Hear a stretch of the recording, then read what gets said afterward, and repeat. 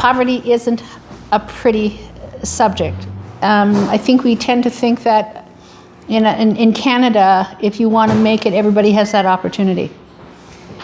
And of course, that's not true. If that were true, then there wouldn't be places like Safe and Sound, and so many of them. Come for the farm over there. By Thursday, it's going back in the truck.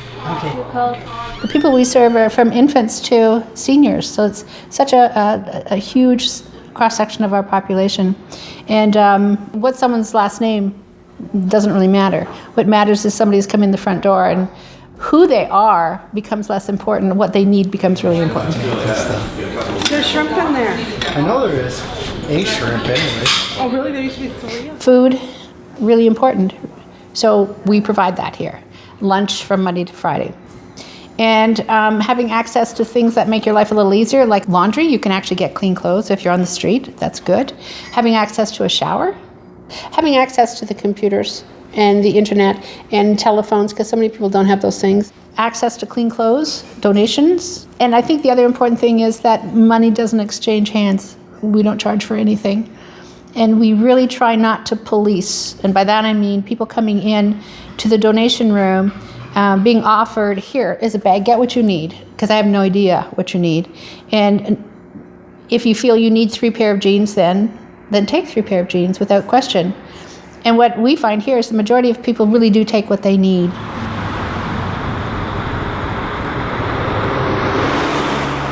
They should be treated with dignity and respect above all else. That's number one. They should expect to be offered lots of resources that they can choose, what they feel best will work for them. That's really important. And having a safe place to come to on a regular basis. So treating each person that way, I think, is one of the things that Safe and Sound does that perhaps is lost out in the real world.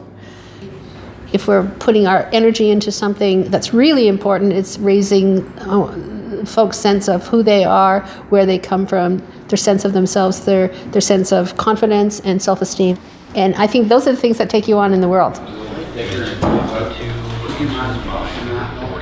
It was a proposal that was successful, and it was very specific. It's through the Orange Door project, which is part of the Home Depot. So we were one of the organizations that applied, successful. And it really was built around what can we do in this building to make it a little safer, a little more comfortable.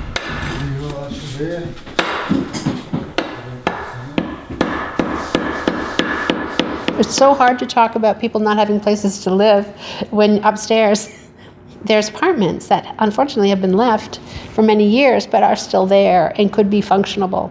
So some of the money that came in through that particular grant was also going to be used to offset some of the costs of the renovations so that these apartments can do what they were intended to do, provide, places for people to actually live.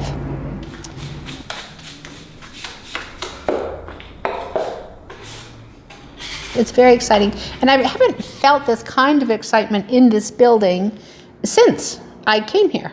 And it's not, you have 45 to 60 people sitting here and they're all aware that something is happening, and it involves, apartments upstairs. And they all know that, these apartments upstairs are not going to be available to everybody. You can't house 60 people in basically 4 apartments, but there's still the same excitement about it happening, and that the work that's being done is actually, for the very most part, being done by people who are participants here.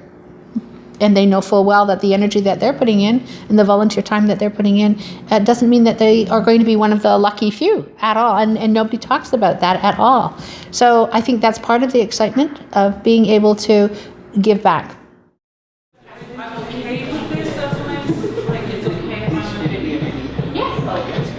That's what's on my bread right there. You are Chubby.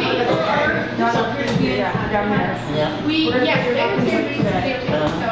going to have all those. sort of putting what we do. We're trying to make it easy because she had a funeral yesterday. I didn't have to do it today. Yes, and so if you want